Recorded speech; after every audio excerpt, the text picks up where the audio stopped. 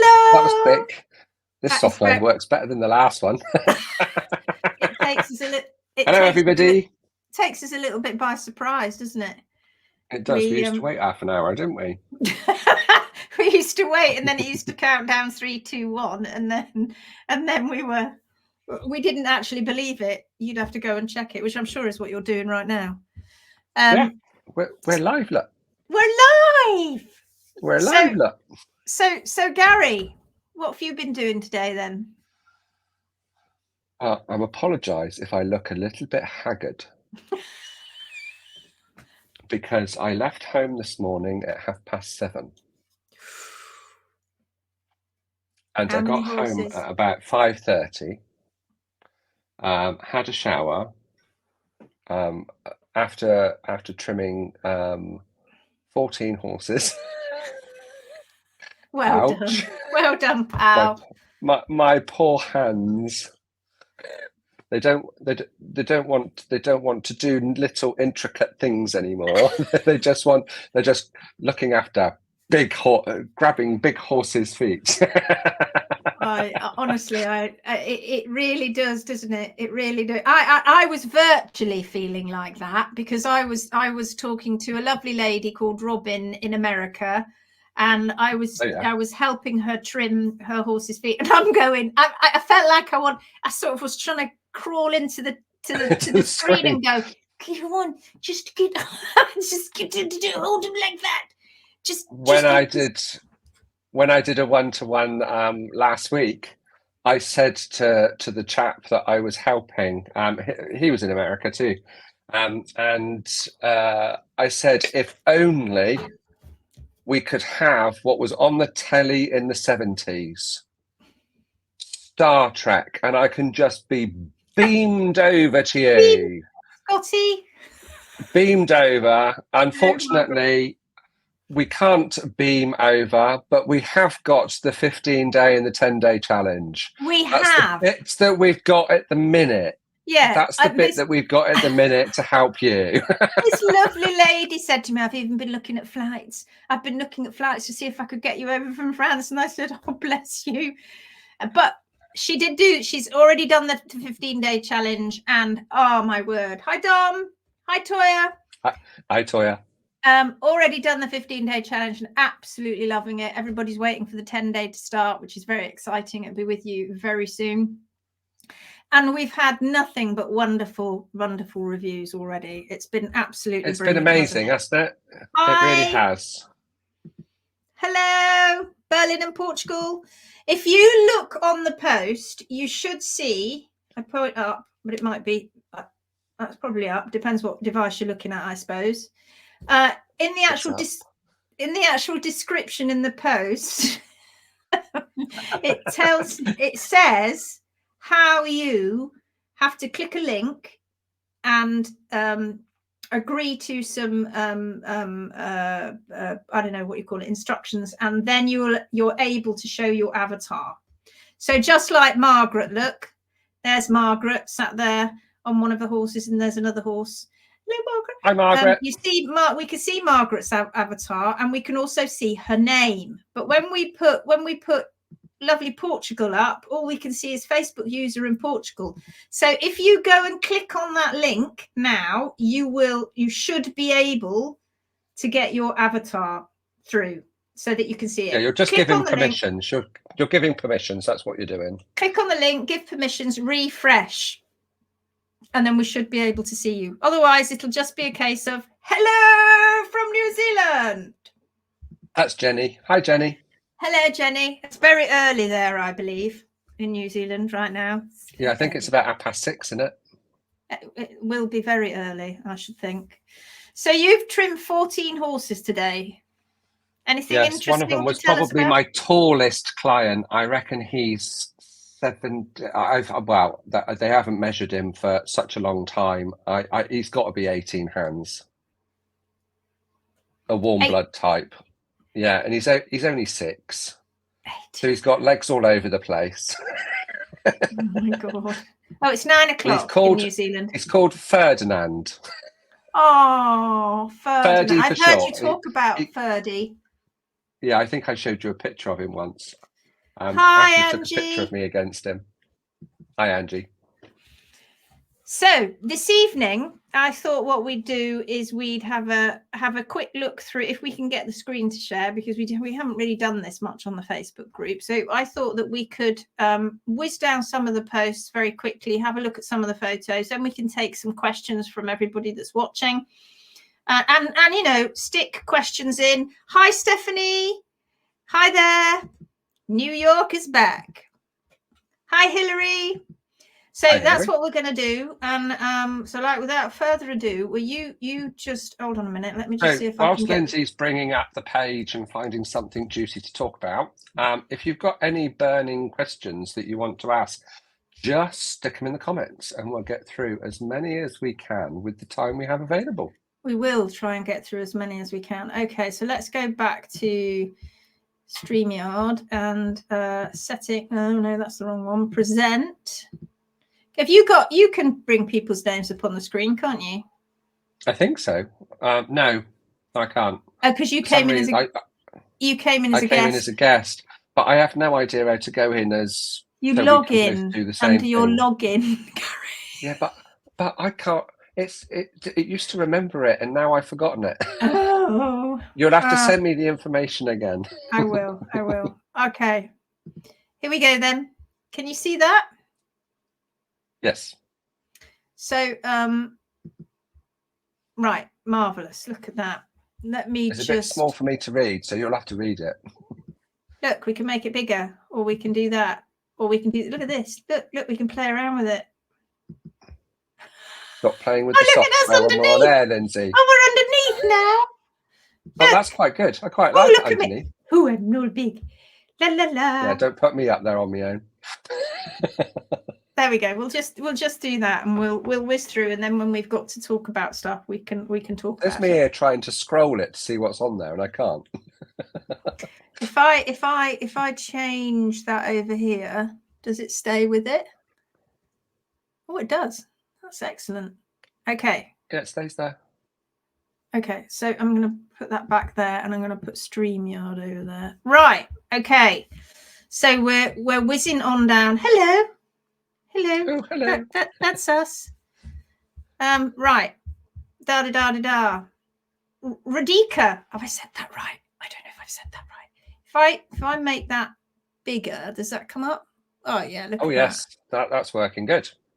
First, thank you for the great information provided in here. Please, anyone knows how I can find a real barefoot or corrective trimmer in Essex, UK? Struggling terribly to find one. Any help would be appreciated. Well, yes, we have got.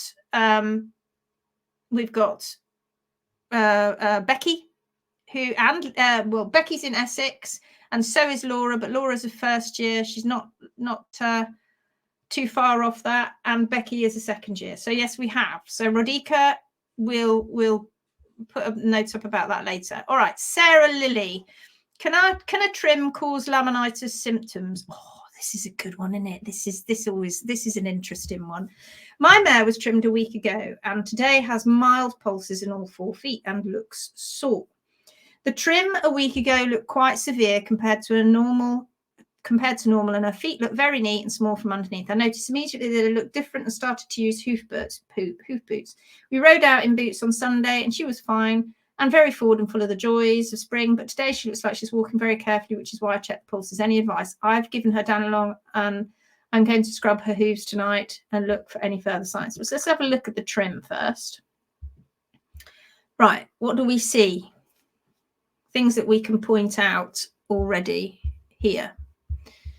Let me just put that there. Right, well, we see a big hole here, don't we?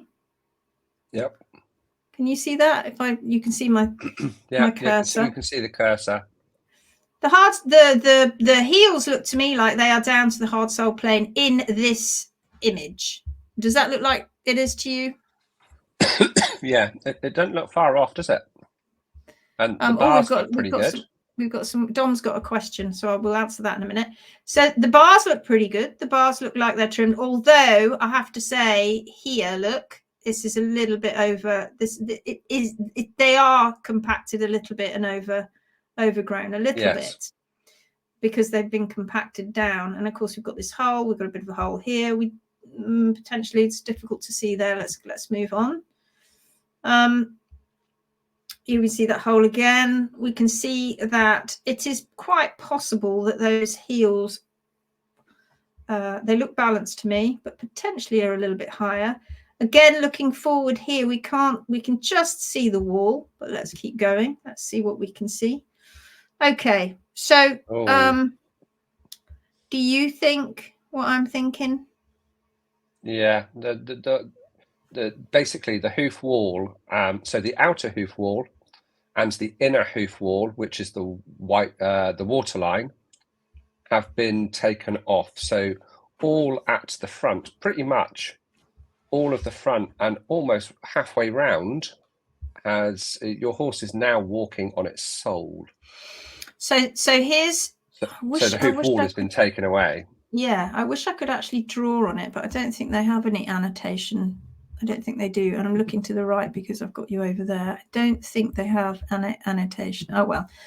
So what Gary's saying here is that here's the sole. All of this is sole right up to the edge of here. This is. I can't see your pointer now. Can you see the pointer? Oh, I can't see it now. I could before, but I can't see it now. Oh, now I can. Oh, that's weird. Oh, now I can. Yeah, go on, crack on. So what Garry was saying is that this part of, and it only has to be a very small amount, doesn't it, Garry? That this is the sole that's being walked on. You can see here there's a little bit of discoloring. This is the white line, which is here, which is part of this here, actually. I think. Actually, no, this is the inner hoof wall, I think. It's hard to tell. I think this is the white line here. And then this has been beveled completely away, right on an edge there. And so the horse is walking around on that bit. Can I see that again? It's hard to tell, isn't it, when you've got images like this. So it's really not far off. Frog looks a little bit weak. Yeah, it's not being engaged so much. It also looks like it's being cut. Does that look like that's being cut to you? Yeah, it looks as though it's been carved a bit, doesn't it? Yeah, so Sarah, if you're watching, when you finally watch this, don't let them carve the frogs, because frogs get very, very sensitive. You see these white patches. And I think this frog is a little bit weak and a little bit atrophied potentially, so don't let them keep carving the frogs. This is a better view of the hoof. Then you can see the bars now where they've been actually they are folded over. And then now when we look forward here, you can see there's sole, but like Garry said, the wall disappears. You see, such a common thing, as I'm sure all of you who are now watching this are so used to seeing. So again, carving the frogs, a little bit too much bar has all been left in this area here. And you can see how black it is. That is encouraging. And you see there's a black spot here. This is black underneath the bar. So this bar has completely folded over and compacted. And all of this needs to come off. You can just see where the white line of the white line of the bar would end, and then all of this is just basically stuff that's over the top of it, and it's compacted material. And this is why we need so many different angles. Thank you very much, Sarah, for doing that, because otherwise you can't necessarily see at this angle that that's what's happened to the hoof wall, but you can see it when we look at it in a different angle. You can see that she's got some holes. There's definitely a hole here. So yeah, there's things going on in this foot.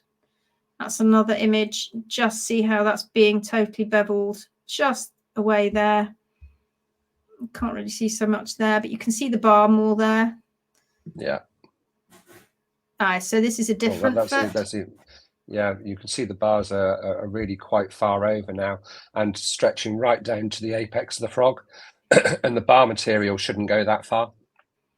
The bar material finishes just you can see where the crack is. Yeah. It only goes in roughly about halfway down the frog is where the the white line of the bars should stop. That's right. Is that pinking blood in lamini? Not really. I can't really see that. It's more discoloration and bruising on the sole, really, rather than in the lamini. Can't really tend to see it in the lamini. Heels look a bit high. Am I right? Yeah, I think they are, Grace. I think they are a little bit more so on this picture. More so on this once picture. the bars are taken down, that you'd be able to see more, particularly with the heels. So once the bars are trimmed, I think you'd have it would give you more of an idea where the hard sole plane is at the back of the foot. That's right. And unfortunately, what people don't seem to realize is that bars are actually only meant to be up here, down to here. And all of this extra is sole that's being covered up by all this bar material. It shouldn't be there. And I'm sure that everybody can appreciate these little fissures here where microbes get underneath it and they have a little party under there. You can often see the bar will fracture halfway down where it actually the true bar is underneath there, and all this is just material that's being excreted forward and it mixes with sole. Before you know it, you've got a mono bar. So this is just a breeding ground for infection.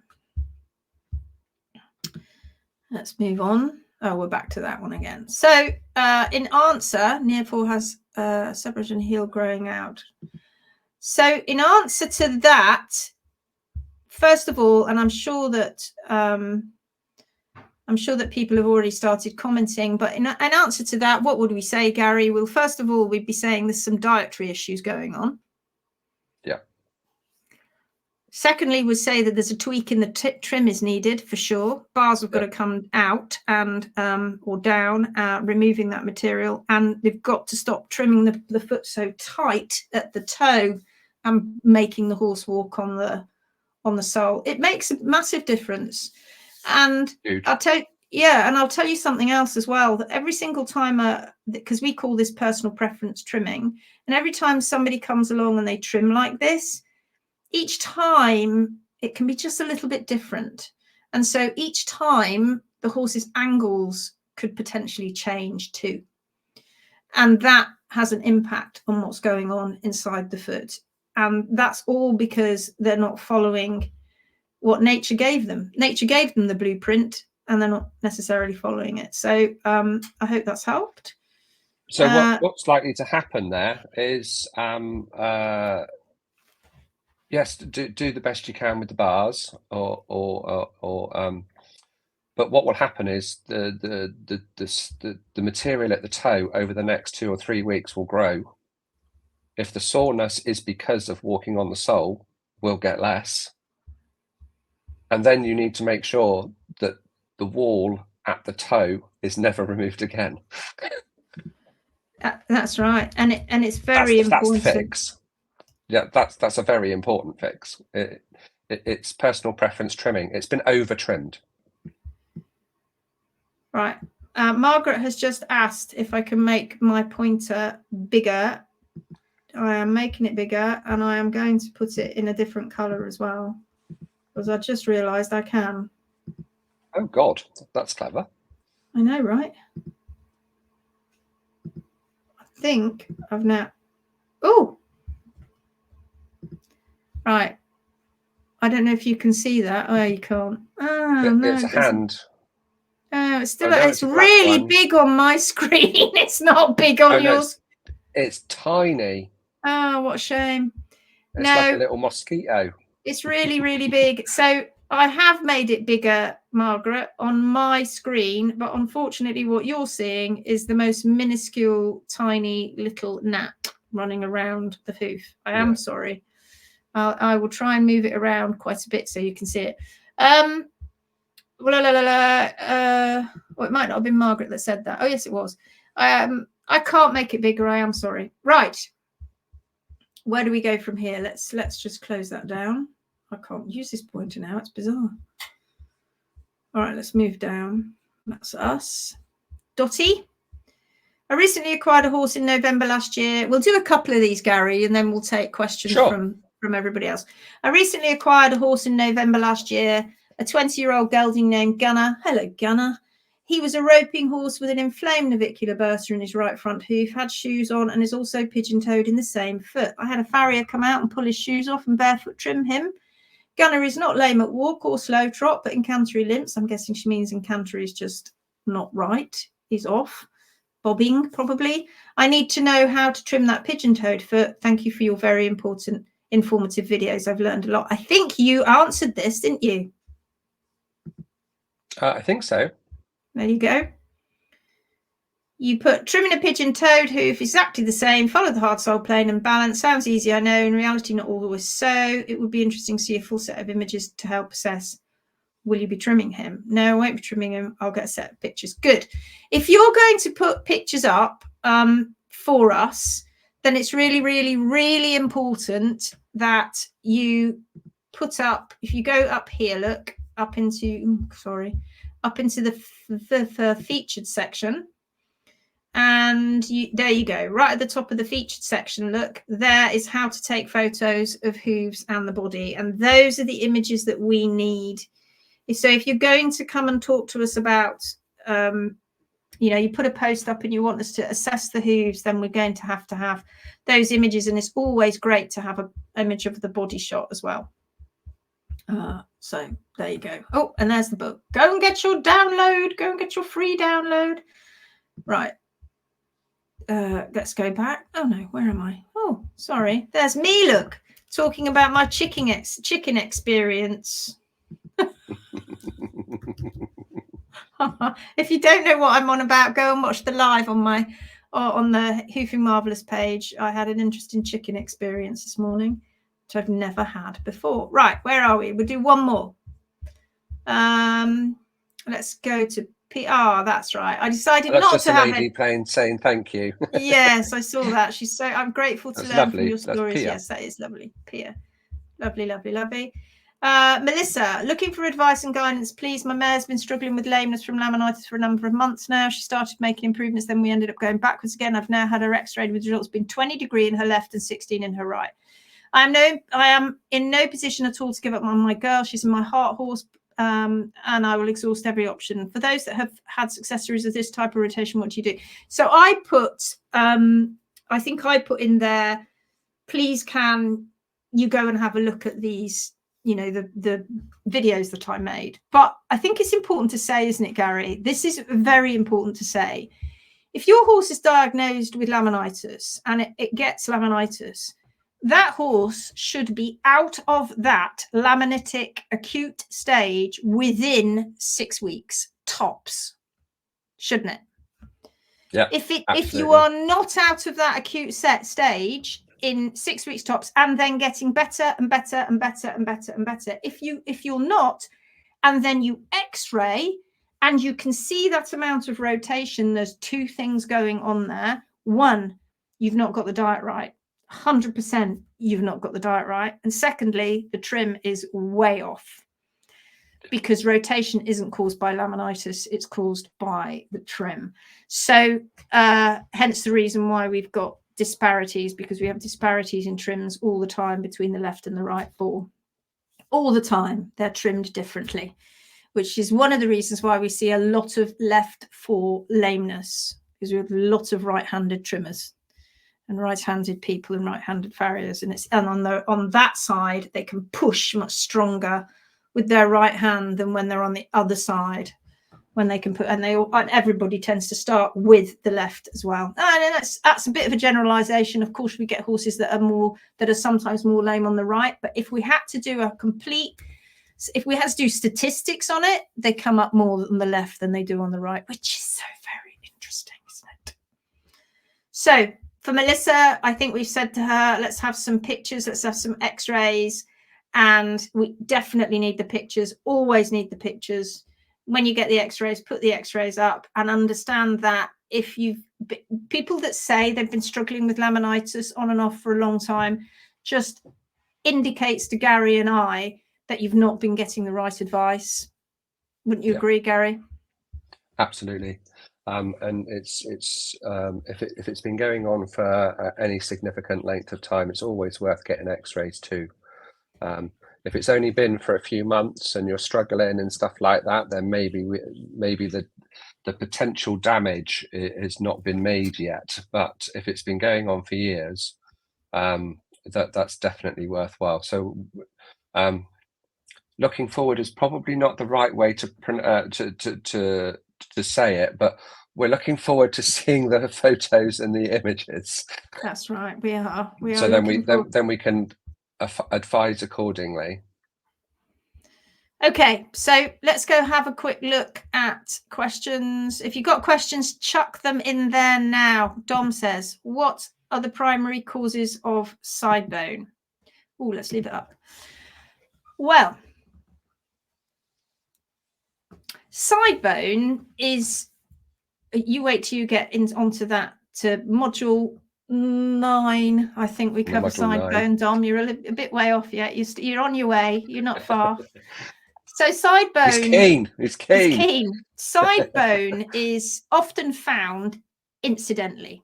So they're not looking for side bone when they go and do X-rays. When vets go and do an X-ray on a foot and they're X-raying because they're looking for changes in P3, mainly they're looking for any rotational changes or what they see as rotational changes.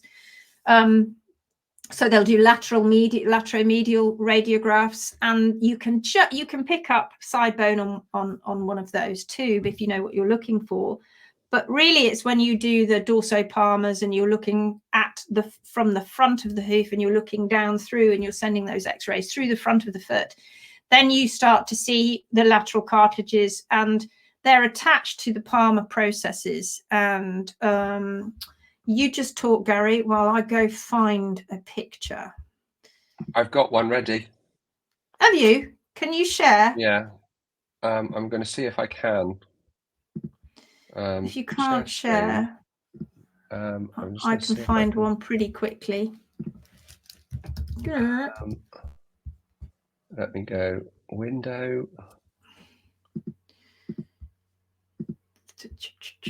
Oh no! Please bear with us. Please bear with us. Okay, I've got one. All right, you ready? Yeah. All right. So if I present, share screen, boom. You see that? Yeah. Let's take Dom's question off.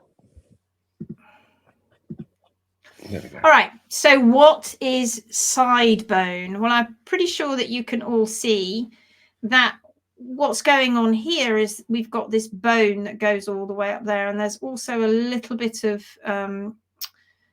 it's denser here where it's probably had a little bit of a fracture in there at one point as well. Now you can't see your pointer. Oh no! Now you can. Oh, there it is. Okay, so it's just here. Look, it's probably had a little bit of. You can see it's much denser there. It's probably had a little bit of a fracture there as well at some point, or when it was reformed, it put down quite a lot of bone at that point there. So the I guess I should bring up a normal one. I'll do that in a second. Can you see? It's a crosshair it's turned to now, which is bizarre. Oh, I think I can probably, yes, look at this. I can draw. Hold on. God, it's great, isn't it? You know, only just sorting our lives out. Modern technology. So you can see here, this is what's going on, right? You can see that. And you can also see there's a little bit more of it here. Now, the lateral cartilage is, you can see that faint line. Oop, hello. That faint line here, and the lateral cartilages come up and they go up to here. Okay, and they come down and they're up on both sides. So you can see that this one here is peaking up above the hoof capsule.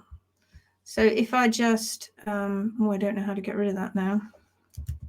There you go. So if I let me try and draw that again. Now, the palmar processes, which are at the end of P3, go to about that size, and that is it. Right there they're the wings of P3, and attached to those wings you get the lateral cartilages. In fact, that's probably up a little bit too far. And those lateral cartilages are cartilage, and they go all the way up here and all the way up here. And what happens is, over time, they begin to turn to bone. Now, like I said, this is an incidental finding, because what they're looking for when they do a dorsopalmar is they're looking, and depending on where it is, whether they do an oblique, they're looking at things like the navicular bone, because here is the navicular bone. Oops, there it is, like a big smile. Probably can or can't see it in there. That's because it's overshadowed by, here we've got P1, P2, and P3. So all this here we see is the navicular bone. These holes here are where the terminal arch is, where big blood vessels meet together inside the pedal bone. So the question was, what was the question? Dom said the question was, what causes side bone? What causes it? Yeah. Well, I'll give you, for instance, what happened with this horse, and I haven't got the other images to show you because I'd have to go searching for them. But he also had high and low ring bone, which you can't see so much here. So he had arthritis. It's another word for arthritis. He also had side bone. He had osteonecrosis. He had distal edge of P3 had been hugely reduced. So he had osteonecrosis, and he also had splint bones fused to his cannon bones. And the reason that happened was because he was constantly being unbalanced. And if I can just draw your attention to this shoe here, and then this part here, can you see that this side of the shoe has been flattened down? Now, every time this horse put his foot down, he'd hit this side and then fall over onto that side. And having spoken to the vet at the time, they told me that they'd swapped those around as well. Now, questions are, and I asked the vet, and I said to him, why are you doing that? And he said, well, I'm just being guided by the farrier. He's such a great farrier. And we're trying to, once we notice the side bone on the images, we then try to alleviate it by unbalancing him even more. I mean, it's crazy, isn't it? And the result of that is concussional forces, and that is what turns these lateral cartilages into side bone. They just ossify and turn into bone. Now, there's a big implications when you have side bone, because when the horse walks and this distal interphalangeal joint and the pastern joint, they go back, don't they, as the fetlock comes back. And what happens in that instance is that the lateral cartilages move slightly out of the way, and they are getting massaged by hoof wall and or hoof, if you like, not necessarily hoof wall, but hoof and soft tissues. And when the bones come down, everything's massaging those lateral cartilages, and they're full of blood vessels that go through them. And that all of that movement and flexibility enables the blood flow to continue good and normally around the foot. And when those lateral cartilages turn to bone, they can't move anymore. They become stuck in a certain position, so they can't move. And when the leg moves, when the fetlock comes down and the pastern starts to come down and it pushes down onto the back of the foot, and the back of the foot is that digital cushions taking all of that, these lateral cartilage cannot get out of the way anymore. They can't accommodate that. So they're stuck in this position. And therefore, a horse that has got side bone, it's not life-threatening or life-ending, but it means that you wouldn't be asking that horse to do anything crazy other than a nice gentle hack out would be enough. No jumping, nothing like that. And you often see where side bone is fractured, and you can see it fracture sometimes, and there's a gap because it's fractured.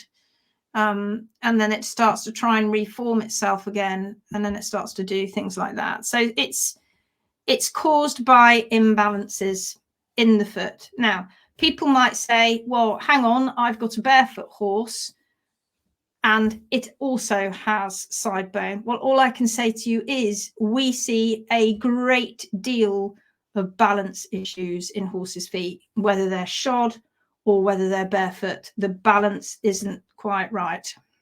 If you look at him here, let me see if I can turn that back to, I don't know how to turn that back to a pointer. Oh, I think I've done it there. Can you see here that, oh, that's just, I'm going to go back to my pointer. Can you see here that this space is narrower than this space? And that is the pastern joint between P1 and P2. That is narrower. And you'll also see that that side is narrower than that side. You know, you don't spot these things until you start looking. And that, my friends, is a mediolateral imbalance. And you can see why, can't you? And there we have the result of it. So that is why, Dom. I hope that helped. Do you want to see a picture of that in a hoof capsule? Yeah. Let me, can you share? Well, I'm going to try and share, but you've probably got to give it permissions, I would imagine. I didn't want to push the share button and take your image off the screen. Go on then. No, Chrome has lost the permission. Oh, God. Forget it. I tell you what, I'll send it to you and then you can put it up. It'll be easier. I'm just looking now and we're using a different software, folks. Share screen. I don't know why you can't share it. You should be able to. You should be able to share your screen. Let me try once more. Thanks for the detailed explanation. You're absolutely welcome. Oh, side bone. I have quite the interest in this. Have you? Does that mean that you have an animal with side bone, a horse with side bone? Yeah, ossification of the lateral cartilages. It usually goes hand in hand, usually, with other arthritic changes in the hoof. So it usually goes hand in hand with ring bone or the beginnings of ring bone, lower ring bone, which is coffin joint arthritis, and higher ring bone, which is pastern joint arthritis. That's what side bone usually goes hand in hand with. And sadly, when we see things like that, we know that the foot has been unbalanced for a very long time because it doesn't just happen overnight. And we also know, or we can pretty much reckon, that there's going to be problems with P3 as well, because P3 would not have been in the correct position. You know, you've only got to have P3 not in alignment correctly, or the horse be going through quite a lot of concussive forces. You know, you think about having a metal shoe on the bottom of a horse's foot. And I know, you know, so many people have their ideas about it, but just think about it logically. If you have a metal shoe on the bottom of an organic and dynamic object, such as a hoof, and I wouldn't really call it an object, it's this incredible feat of engineering. And every single time that foot goes down, it isn't able to do exactly what it needs. The whole body, the whole limb, everything, the legs, everything is not able to do what it's meant to do. And every time it goes down on concrete, and let's face it, a lot of horses are ridden on roads, that is going to cause tremendous concussive forces going up, because the hoof wall itself, the frog, the digital cushion, is all very good at dissipating energy. When the energy comes up through the wall, because of the way that the wall is made, the material that it's made out of, the material of the frog, the digital cushion, all of that dissipates energy before it gets to the bony column. All of that is dissipated before it gets, well, not all of it, but a huge proportion of it before it gets to the bony column. And if you don't, if you remove the shoe immediately, you've removed some of those concussive forces. But like I say, it can happen in barefoot horses as well, not just shod horses. Right, I'm going to share my screen. Here we go. I should have picked a better background, because It needed a different background. I'm going to have to do them again. It's a bit, yeah, there you go. So this, just let's explain what you're looking at here. This is a hoof capsule that's been buried, and it's we often have masses of hoof capsule left when you bury it. All the soft tissue is gone. We're looking at it from the back of the foot, so we've got a very contracted frog here, but difficult to say that completely because obviously it is a desiccated specimen. And when we look at it here, we can see the palmar processes, and that's where it should roughly just be about in line with the coronary band.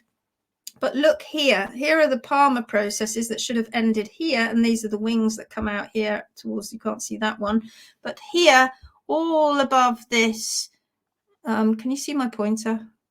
All above here, this is side bone, beginning to peek out just above the hoof capsule, and on this side it has already peeked out above the hoof capsule. Yeah. You only have to take one look at that hoof capsule to see that there were already problems in there. I know that, like I said, it's been desiccated, but yeah, so that is a classic example of side bone inside a hoof capsule. Do you want to talk about that while I go and look for another picture? Where did you get that? I've got a Garry? picture with it outside the hoof capsule as well. I've just sent it to you. It's side by side, but again, the background's not great. Let me see if I can find that. I think it's in the next photo down. If you look on the bottom. Oh yeah, I've got it. You see? Yeah. And you Just can, hold on a see sec. it from the outside then. Let me share the screen. Da, da, da, da. There you go. I think it actually is a picture of Dom. You see what I mean? I need a different background, don't I? You do. Look my down there. French Look, there's a stone picture wall. of you, Dom. Yeah, that would have been a better if it wasn't against the stone wall, Garry. Yes, Can you see? Now, what you can see, there's all sorts of things you can see in this image. You can, well, first of all, you can see that this pedal bone has a bit of an arch in it, which is great. But you can also see that it's got distal, around the distal edge. Oh, sorry. Here, I'm pointing at the wrong thing. You can see there's an arch there, and you can see around the distal edge there are issues. This is the extensor process. You can see how small it is in a capsule. These are the palmar processes, and it should come up like that and down here. But what's happened is that this, which was cartilage, has now all turned to bone, and that shouldn't be there. Yeah. I'm going to see if I can find another image. If you want to talk about that, Garry. Yeah, sure. We're not 100% sure on this, the origins of this particular foot, but we're pretty sure they came from French eating horses. So that hoof capsule and that bone is actually really quite big, but the capsule is much bigger than the actual little bone inside. The pedal bone on any hoof is really quite tiny in relation to the rest of the gubbins.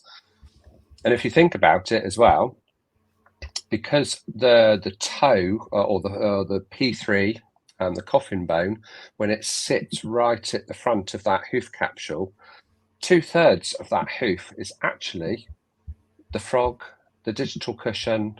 And if anybody that saw Lindsay's frog lesson that she did the other day, if we ended up looking back at that first photo of this one when it was in the hoof capsule, how much space there is at the back of the foot. It's really quite remarkable, and everybody concentrates on the front of the foot. The front of the foot is important, but the important thing is to leave it alone. And also the important thing. And also you can see here that the way that this hoof capsule, because these are cadaver hooves, right? We don't have a lot to do with them. This hoof capsule had been trimmed in such a way that this horse had been walking around on their sole. I hope you can see that. And obviously it also had laminitic changes because it had inflammatory rings. So you can see in reflection what's going on here. Even though the heels didn't look particularly high, you can still see the distal edge had been suffering on P3. And I'm going to show you another image as well that's that I've just found. So let me just, we're going down, Dom, we're doing a side bone presentation. Side bone lesson now, thanks for that. Here you go, here's another one. So this is the image of the actual bone of the x-ray that I was drawing on a little while back. So this is a bone that we know the history of this horse. I wasn't involved in only until the last 6 weeks of his life. But here is the extensor process. Here are the wings here, the palmar processes, and they should stop here. And this is all extra bone that would have been cartilage. And this is all extra bone that would have been cartilage. But something else to point out to you here, that the distal edge of P3 would have come around. Ooh, would have come around. Sorry about that little jigger. I don't know what it is. It would have come all the way around here to here. And you can see that he's lost the complete tip of P3. This is what osteonecrosis looks like. This is the reality of osteonecrosis. You see all these where blood vessels, they were holes like these holes here. Look at these holes, you see? They were once upon a time holes where blood vessels were coming through the dorsal wall of P3. They don't go through the bottom of P3. They go through the dorsal wall and then they meet up with a circumflex artery that runs around here. And when this pedal bone has been put in such a position that it's pushing down onto that circumflex artery, what you get is osteonecrosis through pressure. And this is what it looks like. And it doesn't do it evenly. Can you see he's got a spur sticking out there? And then another one here. It's also lost density and it's become quite porous in areas. So he should have had a pedal bone that was longer from here to here, but he didn't because he lost it. And that was through years of being pushed onto the tip of P3. There we go. Da-de-da. Marvellous. Did you enjoy that? La, la, la, la. What? Oh, it was Bethan. Sorry, it's me, Bethan. It was you that said that. Right, yes. So now, any more questions?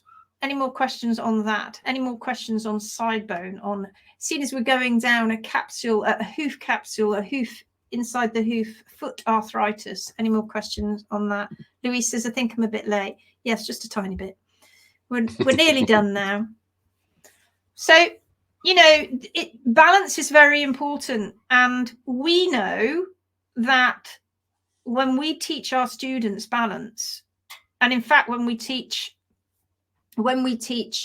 you guys, owners, balance on our challenges and on the 3-day workshop, we're really very particular about teaching you and what balance is, because people get very confused. And we cannot tell you how many times we have seen, because we go through thousands of cadaver hooves.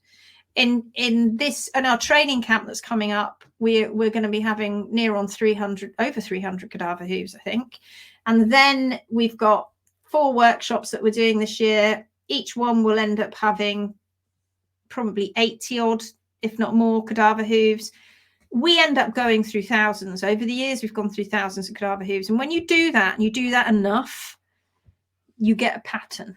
You start to see a pattern, because remember, we're also seeing these hooves and we're seeing these cadaver hooves in certain areas too. And you get a pattern, you start to see a pattern. And the patterns we see are imbalances, lots of imbalances, lots of incorrect angles, lots of bars being left, never trimming to the hard sole plane, lots of toe chopping, lots of removal in different degrees, from complete almost resection of the front of the hoof wall to semi-resection to just scuffing it off, and so leaving the horse to walk around on their sole. Some completely remove all the way back to the heels, believe it or not, don't they, Gary? And that's a shocker when you see that. And some of them leave the quarters to the toe quarter and then they remove. Either way, you're asking the horse to walk around on its sole. And again, Dom, going back to the side bone question. If you put a horse in a situation where they've got pressure in the wrong place and the foot is not able to work correctly and dissipate the energy correctly, you're asking that horse to take all of that energy and pressure through that sole. The hoof wall is meant to be there to help dissipate energy. You just removed it. So it can't do that job anymore. So it doubles down on the sole and everything coming through the sole. It's a real problem. We see some shocking hoof care. It really is misunderstood. It's crazy. It's very, very common things run through the theme of hoof care. We do. And Bethan and I were only talking today. I think Bethan's going to be putting up some photos soon on Goresworth, because we were just talking today about her horse Wexford, or not her horse, but the new horse to Goresworth. If you're following, go have a look at Goresworth's page and follow Wexford's story, because that's an interesting one. Again, this is a horse that was kept in a box for 9 weeks, not allowed to move, because the vets and the farriers, but largely the vets, were very terrified that P3 was going to move and come straight through the bottom of the foot. He had heart bar shoes on. He also had high heels. His feet weren't balanced properly. And he's now come to Goresworth and to rehab. Terrible chronic stroke, acute laminitis, big Irish draft, beautiful horse. And you are going to start seeing how his feet begin to change as he goes back to what Mother Nature gave him. It's crazy. We see an awful lot of it. And you've only have to have been in this Phoenix group for the short period of time that we've been live for 2 and a bit months. We're only on the 5th of March. We've got 2.8 thousand members. And people are flooding in to tell their story, to tell these sad stories of horses that like the lady Sarah, was it Sarah, who'd said that, no, it might not have been her, that said that, you know, you've had laminitis for months. It shouldn't be like that. The second that you say to a professional, or the professional comes along, the vet comes along, and you've got laminitis, they should immediately put in the correct protocol, but they don't. And the correct protocol is diet, management, sort the trim out, and they don't do it. They do various degrees of diet, oftentimes giving horses bute and drugs, which, you know, at the beginning is often needed, but they'll feed that in bagged feeds. They'll tell the owner to go and get bagged feeds. They won't look at the content of the hay. They'll just say soak it no matter what. They don't talk about grass particularly, other than take it off the grass, confine it, stop it moving. You don't properly do the right protocol, which is species specific for the horse, because that's what got the horse into the problem in the first place. And that's what we talk about, folks, on our workshops and on our challenges. Why did we create them, Garry? Tell us why we created these online, the challenges. Online challenges. Yeah.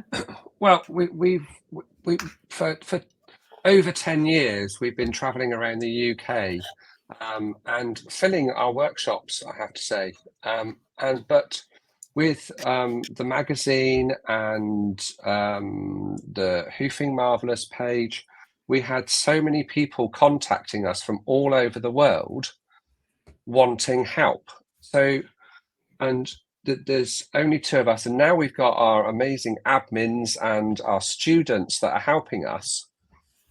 We thought, well, why don't we go out and film these workshops so we can actually give this, get this information to everybody across the world that is vital to keeping horses happy and healthy. That's why we've created the 15-day challenge, followed by the 10-day. It's not only if you want to trim. It's about being able to look at what is right and what isn't, and be able to get the help that you need if you need it. That's what it's about. And no, it's not going to make you into a professional trimmer. Of course it's not. You can't do that in 25 days. But the important thing is you will have a background, a huge background of knowledge. When we're on our workshops, we actually tell people, and this I hope this doesn't come across as arrogant, but it is true.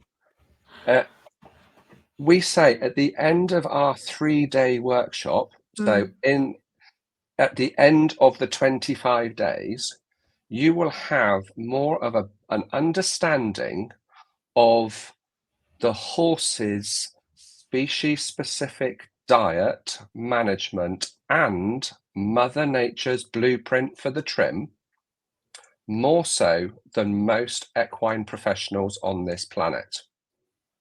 That's crazy, isn't it? And it's true. That's a crazy thing to say. I know it is. But look at the Phoenix group. It's been open for 8 weeks. Look at how much you have been happy, and thank you so much. But we do suffer with a bit of PTSD now and again, because it just highlights how it is so wrong out there. And we've created these challenges to help you. That's what we've done it for. And honestly, you've only got to see what people say about it. You've only got to see what people say about it to and our workshops. And the online challenges are new for us. We dabbled with them last year, and then we took them away. We tweaked them. The 10-day is just about to get launched. Sorry for those that are waiting, because they've just gone whizzing through the 15-day and they're just waiting for the 10-day. We had it launched, but we took it off and retweaked it because we are perfectionists, and because and I was only talking to a lady today from Tennessee, and she said she's just gone through the 15-day and she went, I am so bowled over by how professional it is, how professional it looks, how, you know, your teaching style, how you stand there and you do your presentations. These aren't, there's a couple of slideshows in there, but it's all really us standing up and talking. And then in group sessions where we filmed all our group sessions and we talk about anatomy and we look at the bones and people ask questions about it, and then we do the dissection. And Garry stands there and does a whole talk on diet and management, on track systems and how best to manage it if you can't put up a track system and all of those things. We filmed the lot, and we condensed it into the 15 days and the 10 days. And if you come on a 3-day workshop, you get to see us in person. So you get to ask us all the questions in person, which is great. But when you go away after 3, and it's transformative, and you're like, wow, that your life has changed. But after the 3 days, you go away and you're like, oh, I wish I could remember. I wish I could have little Lindsay and Garry with me. Well, that's what you get when you do the 15-day and 10-day challenges, because you get us there all the time.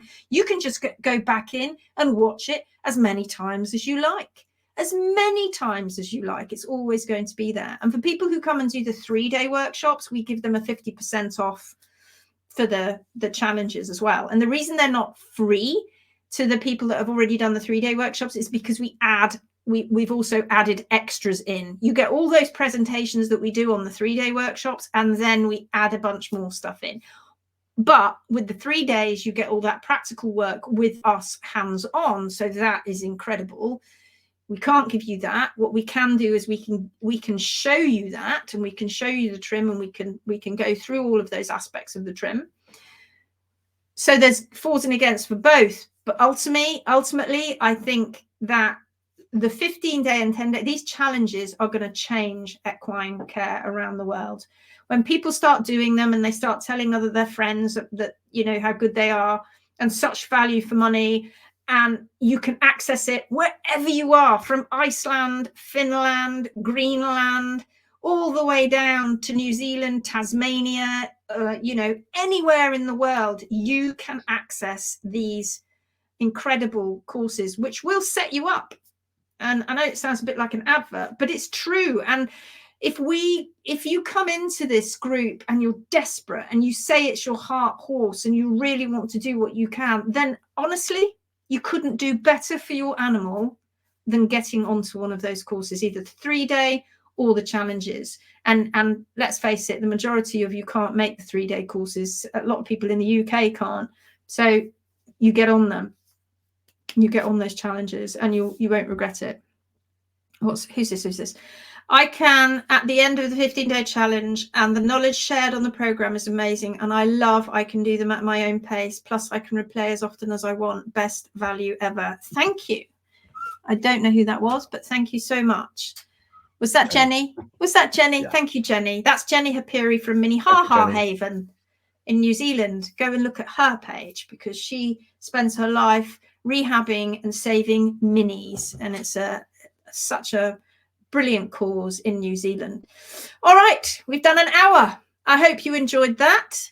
We're going to try, we probably won't do an hour every night, but we're going to come on every single night and answer a few little questions. We won't rabbit on all night. My lady from Tennessee said, I love the way that you say, she picked up on 3 things that I said. Rabbiting on, because we say rabbiting on. The translation for anybody that's not English means talking a lot, going on and on and on. I'm chuffed. Translation for anybody who doesn't speak English or British, we say from the UK, that means I'm very happy when I'm chuffed. I'm chuffed to bits, we would say. I'm chuffed to bits. And another one that we say is, I'm not going to teach you to suck eggs. I'm not going to teach you to suck eggs. Teach you to suck eggs. And that means, and we say it all the time, look, I'm not teaching you to suck eggs, but, and God knows where that came from. Where did that saying, I'm not going to teach you to suck eggs, go? I mean, who sucks eggs anyway? But the saying means, I'm not going to teach you how to do your job. You already know this. Forgive me if I'm teaching you to suck eggs. Forgive me if I'm already teaching you how to do your job. Yeah, if you know this already, forgive me. But sometimes the obvious has to be said. So that you might come. I think we need to have people go through and write phrases, Lindsay and Garry's phrases, what they use. It's hilarious. That's funny. Anyway, all right, folks. Please, what was that? That's funny. All right, guys. I hope you enjoyed this evening. Let's see you again another night. Tune in most nights this time, and you probably will see us rabbiting on. And I'm chuffed that people have enjoyed those challenges. And please, please, more of you need to start taking those challenges so that you can help yourself and help other people. And some of you might just want to change the world for other people too and become a professional trimmer, like Dom, like Louise, like Grace, who I've seen watching tonight. And Hillary. And Hillary. They're all our pros. We've got loads of pros. Anybody.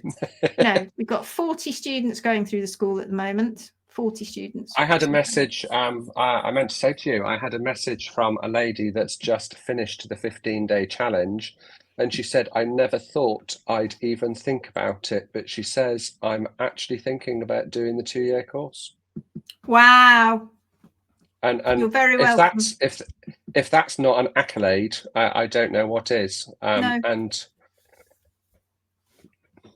it takes an awful lot of effort to change the equine world. And we need help. We do. We need help to change it. And you guys, the Phoenix Warriors, the Hoof Heroes are beginning to change the world with your knowledge. We're just the facilitators. You guys, honestly, will change the world. When you go, I'm not putting up with that. I'm not putting up with that hoof care. I know now. I know how a hoof should be trimmed, and I'm not having that. Thank you very much. On your bike. That's another one. That's another one. Off your trot. Off your trot.